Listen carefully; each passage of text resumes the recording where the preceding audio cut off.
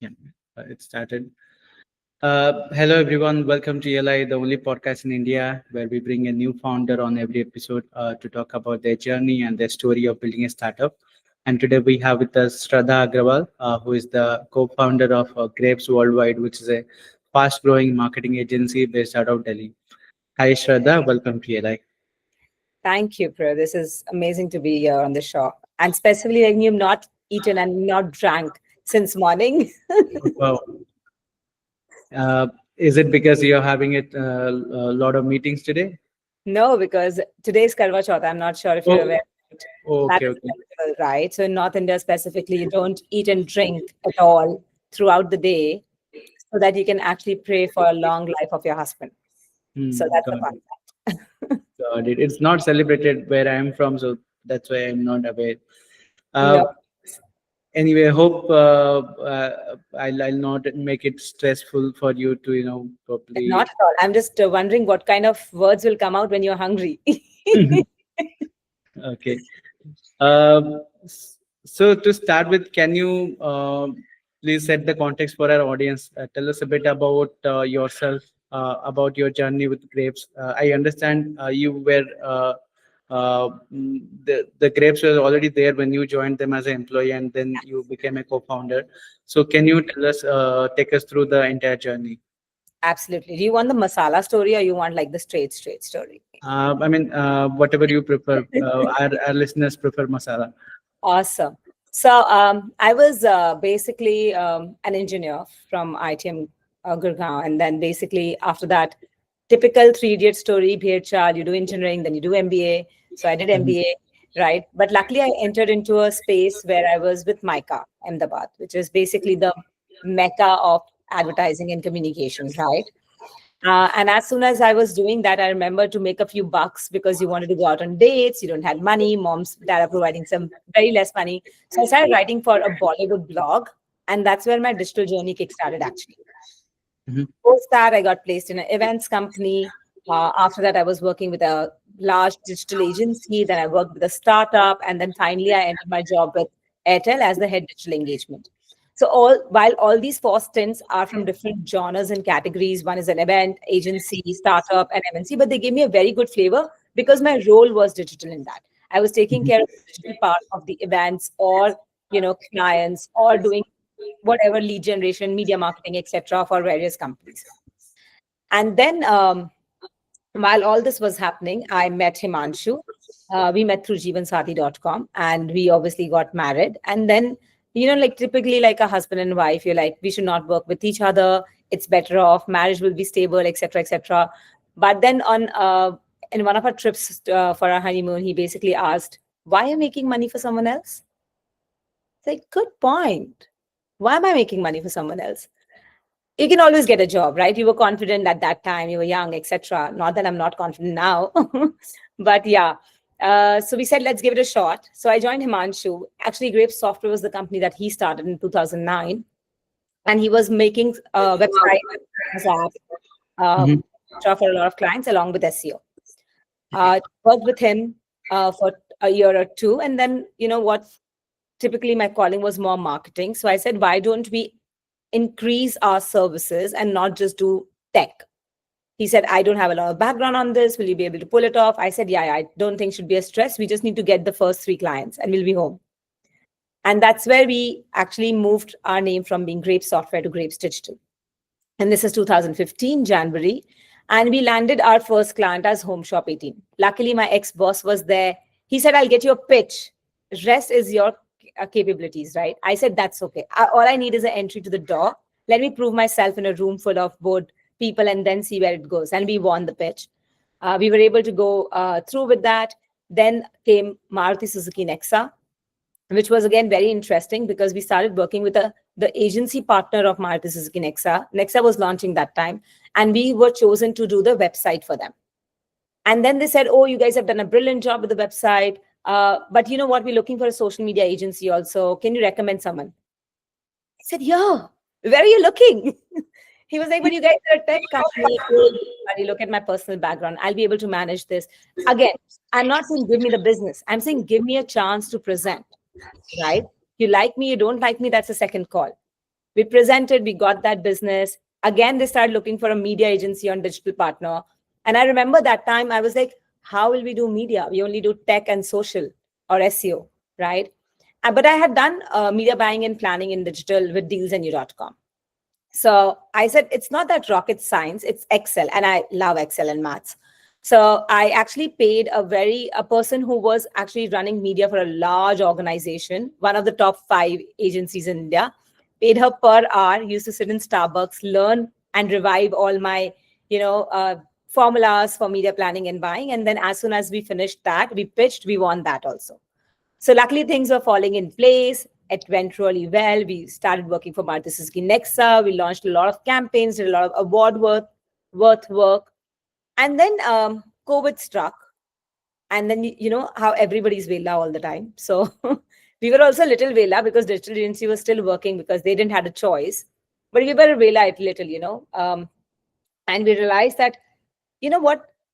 Digital is just a medium. It's not just going to be, oh, you are a digital agency, you're supposed to adapt the mainline work, or you're going to give me only digital-led ideas. It's a platform where users go and you need to decide what is that they're going to engage with. So we said, you know what, very soon it will be non-agnostic and digital agencies will be required to do more brand work rather than just doing digital platform work. So that's when we dropped the name digital from our company, and we said we're going to become an integrated agencies. Got a lot of folks, like we all say, a good team makes a good company. Got a lot of folks from various offline agencies, and then we started working as an integrated agency. And we were scaling, growing as a company, revenues were rocking, but then stability hit, right? Because you can do that much. And we said, you know what, how do we, and to be very honest, India is a large market with a lot of client requirements, and we are not process driven at all, right? We genuinely prefer working in a way where we are like every brief that you get from your client and you say, sir, what's the deadline? Yesterday, right? So, and I met a Firang client and it was a very good meeting with them. And I said, what's the deadline for this project? He was like, no, we have to launch this 3 months later. I said, wow. Like you've never heard that kind of a timeline, right? So we said, why don't we try and explore other international markets, right?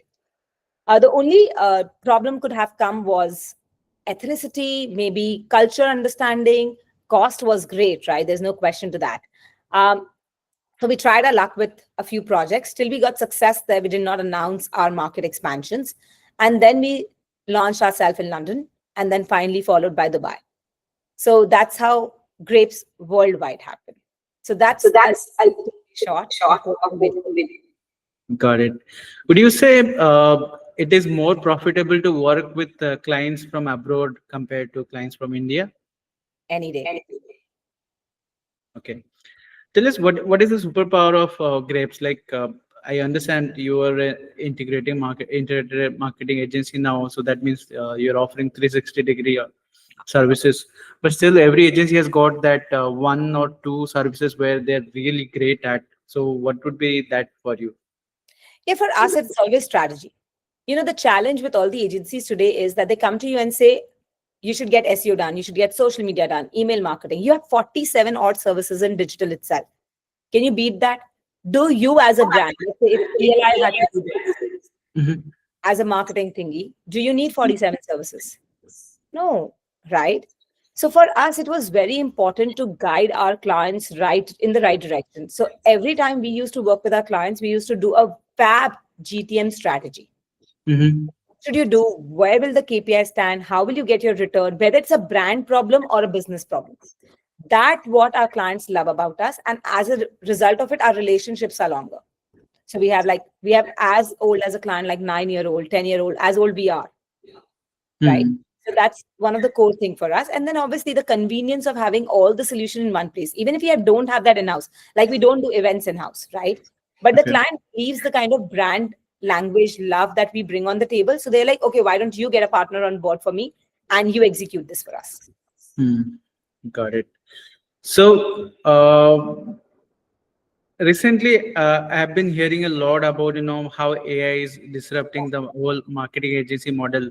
Very recently, OpenAI launched the Sora 2, which is very good at creating commercial level videos. Like let's say you are handling marketing for Tesla. You want to create a commercial for Tesla.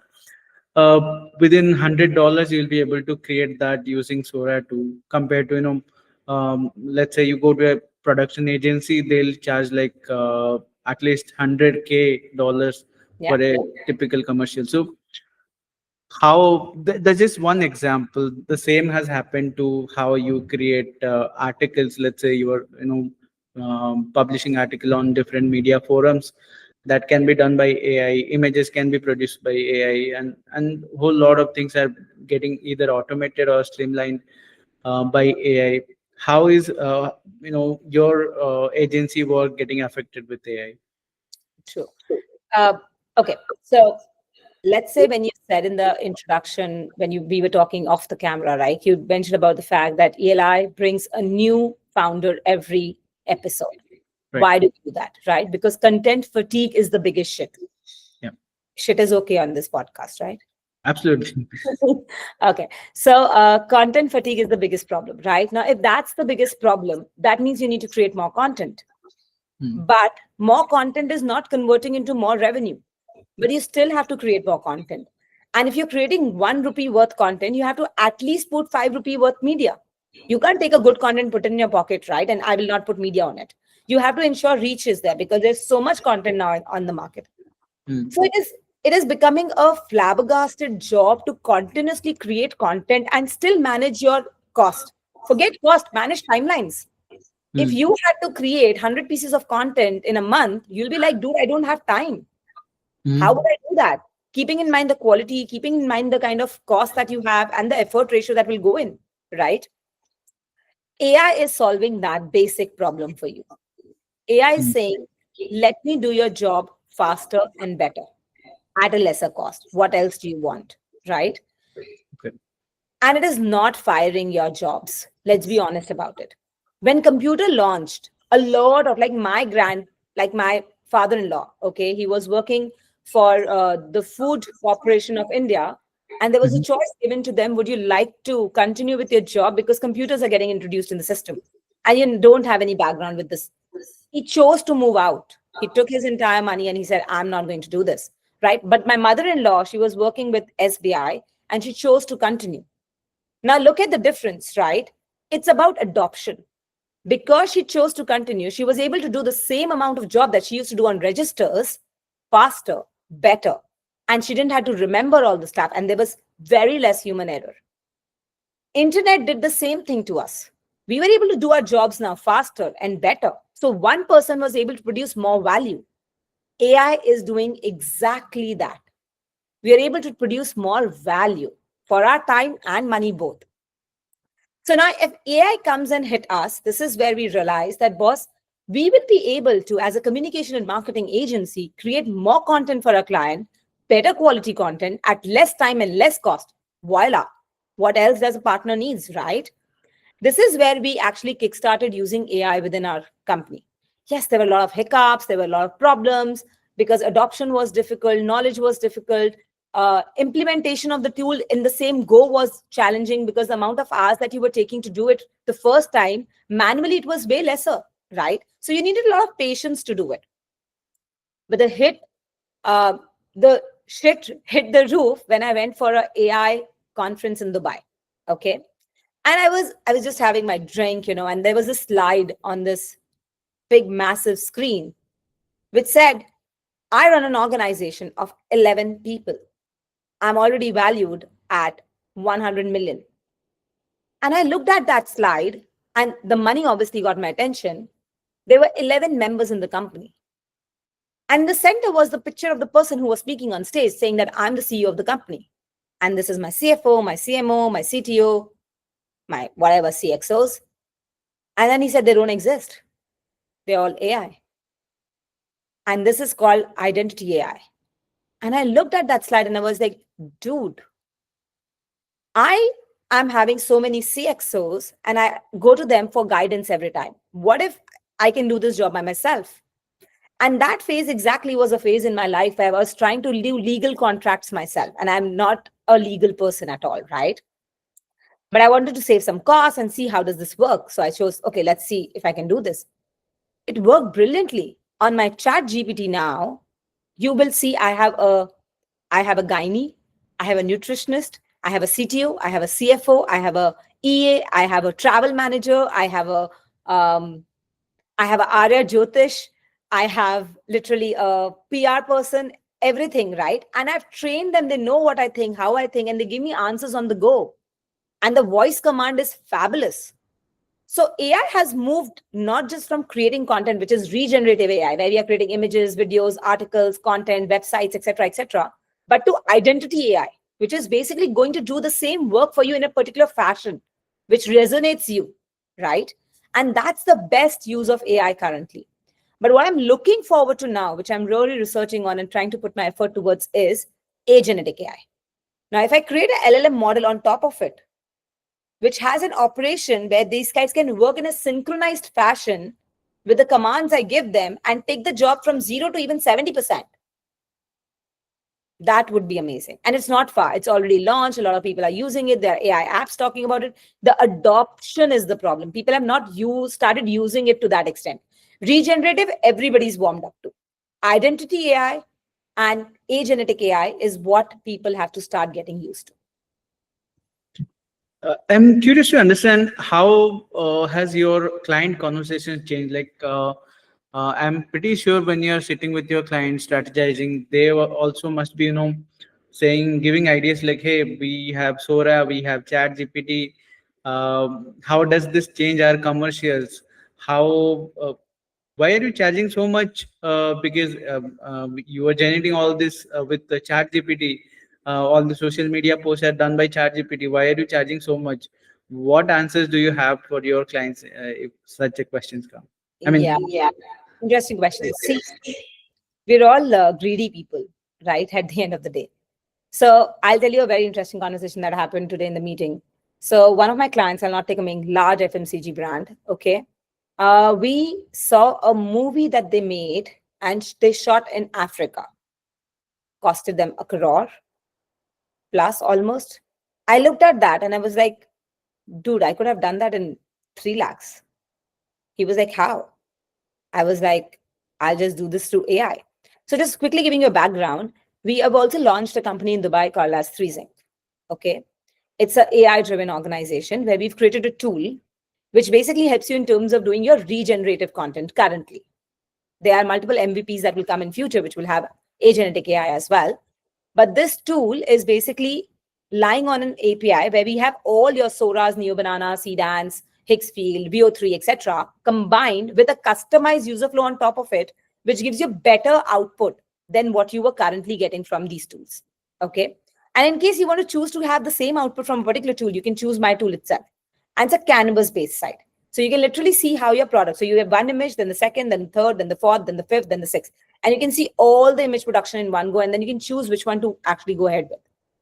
So now that particular tool helps me in terms of obviously creating better content at a faster speed and less cost. So now if I meet a client and I see that I need to get my business from them and I'm the new entrant, I'll play a cost game and a quality game. And sitting on the table as a business person you need to choose to say what cost this client will be okay to accept. And do you want to take away that business? So if you know that the client is ready to bring down the cost by 10%, you quote 15, right? Because you're already giving a sweet deal. But when you know the client is ready to go down to the cost of literally 90% of the original cost, and you are producing it at 95% less than the original cost, and you still want that business, you go ahead and say yes. So it's completely a salesperson job today in the room because nobody knows the right cost of AI. But people also need to understand one simple challenge here. Listening or watching a video on Instagram about how AI is performing for them is a very different ballgame because you're seeing a macro case scenario. I know we just launched Myra Kapoor, who's the AI ambassador, the India's first AI ambassador for a brand called Manforce Condom, right? The previous brand ambassador was Sunny Leone and Karthik Aryan. So imagine the kind of power that we're bringing on table. And we created the custom workflow for Myra, and we are managing her page, and we did the whole TVC for them, etc., etc.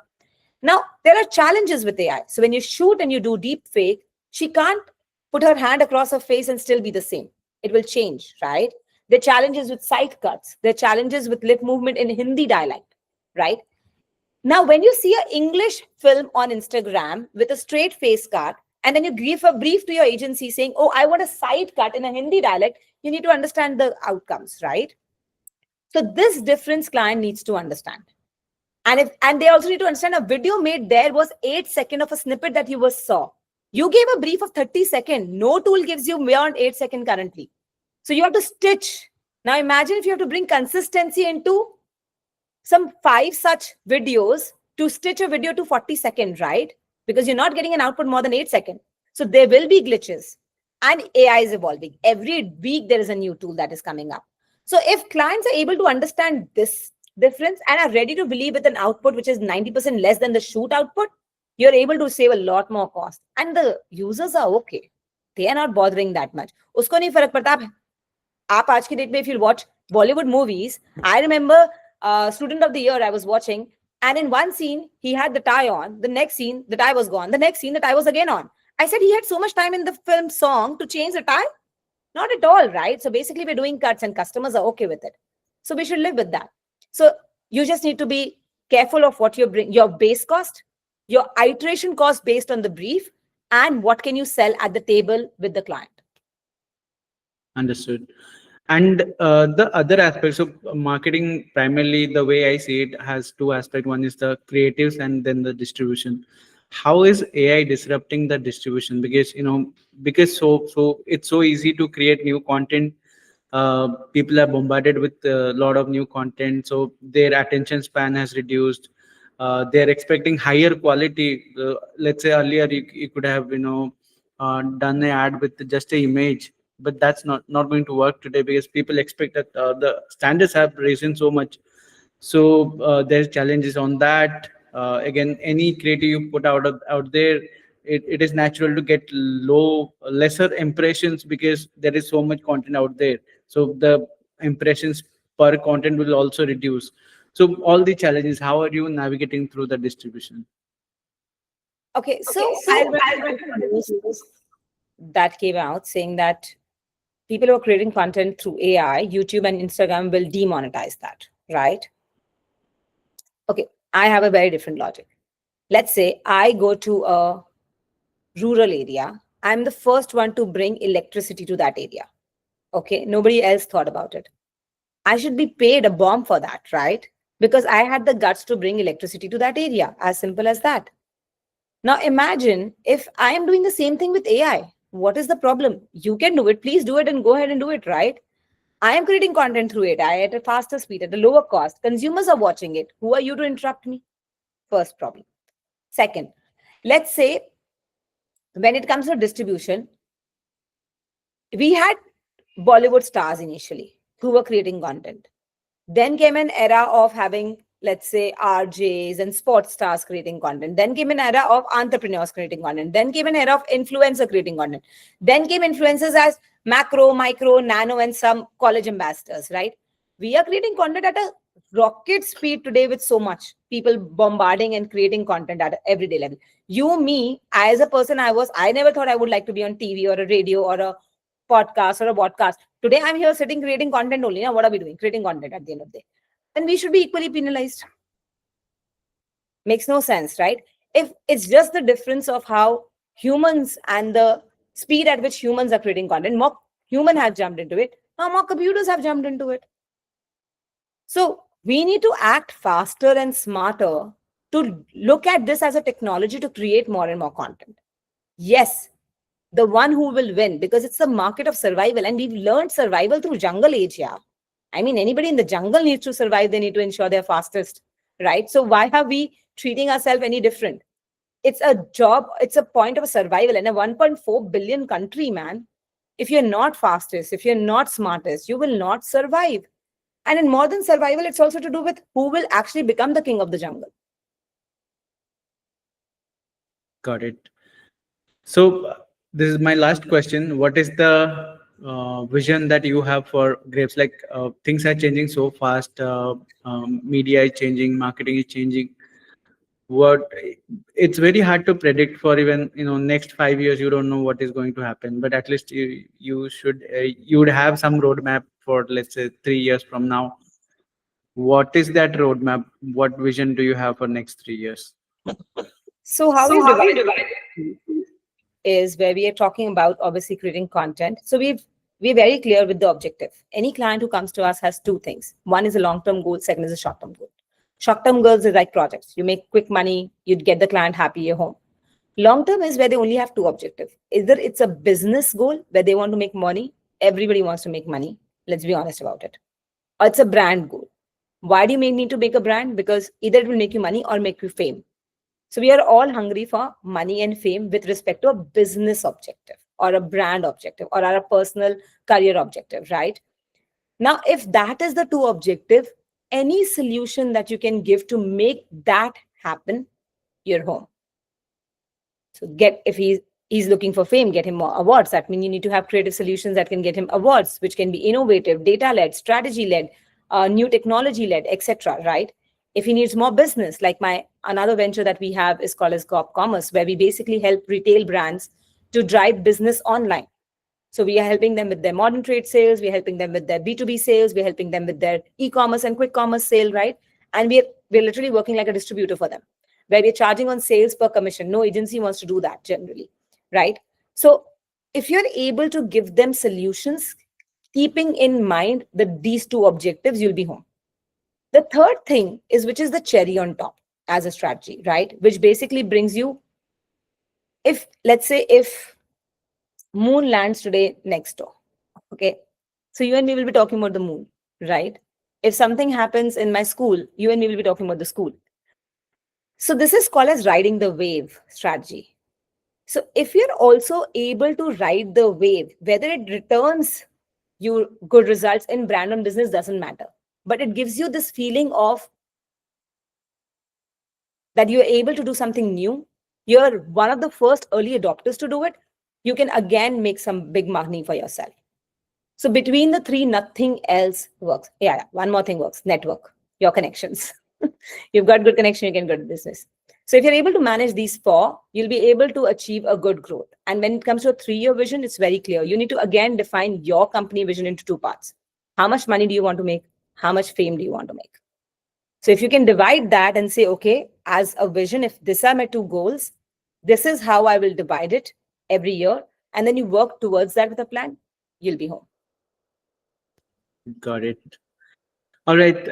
On this note, we have come to the closure of the session. Thanks for joining us, Shradha. Pleasure to have you on our platform, and our best wishes for great.